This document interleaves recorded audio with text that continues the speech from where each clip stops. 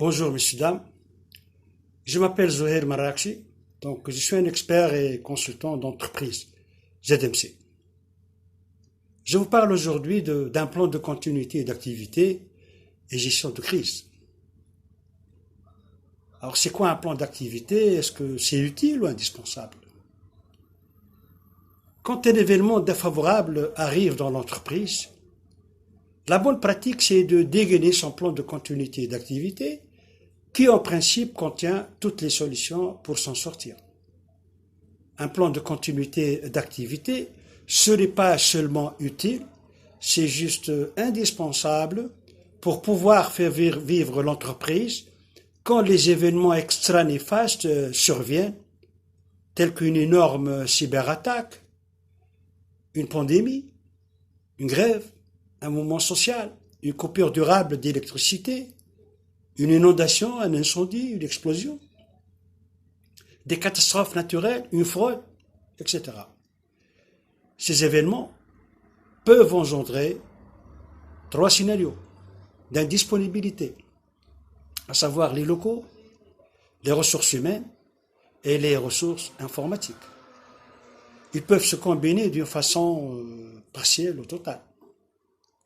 En fait, le plan d'activité, le PCA, est un ensemble de procédures qui peuvent être mises en place parce qu'elles sont indispensables, très souvent obligatoires réglementairement, et bien souvent également à présenter aux clients pour maintenir leur confiance. Alors le retour d'expérience, pourquoi il faut faire simple et très simple? Un plan de continuité d'activité, un PCA, est tout sauf une usine de gaz. Il faut que ça soit simple, relativement concis, et surtout ne pas rédiger des quantités épouvantables de papier, qui de toute façon, le moment venu, ne sont jamais lus. C'est un ensemble de documents extrêmement réduits, suffisamment clairs pour être praticables, et des checklists pour être capables de réagir vite et bien, au moins en début de crise, le temps de trouver la solution. La fin de crise doit être beaucoup moins préparée. La réussite d'une situation de crise est une opération de mise en route des plans de continuité d'activité qui n'est pas toujours simple, il faut le dire. Une situation de crise, c'est quoi au juste?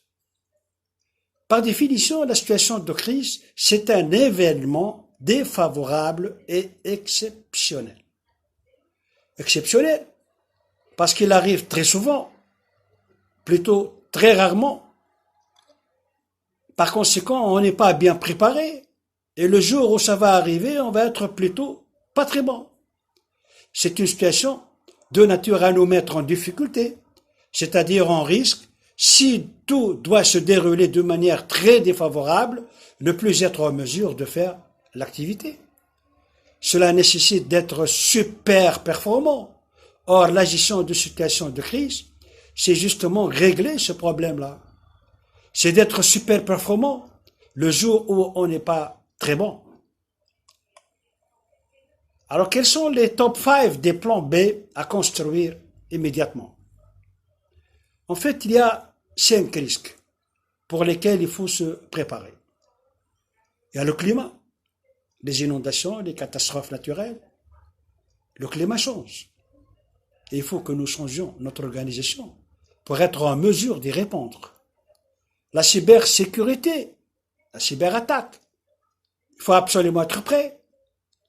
Les risques sociaux, les grèves, le blocage du pays, on a vu les transports arrêtés. Là aussi, il faut un plan B pour être en mesure de continuer l'activité. Les risques sociaux internes, il peut y avoir un suicide malheureusement, un drame humain, un accident sur les personnes. Les risques métiers, ceux qui sont directement liés à votre activité et qui peuvent être très graves aussi. Alors, quelles sont les bonnes pratiques pour mettre en œuvre un PCA? Impliquer la direction générale, bien entendu.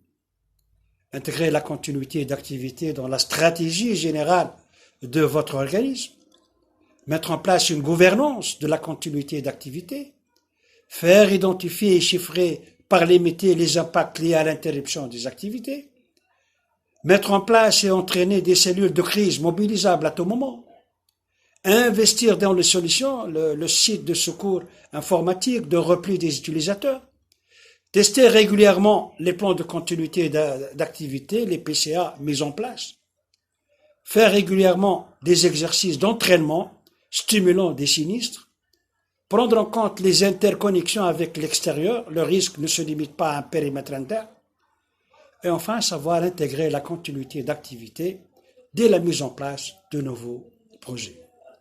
Zohair Marrakchi, expert et consultant d'entreprise ZMC. Bye.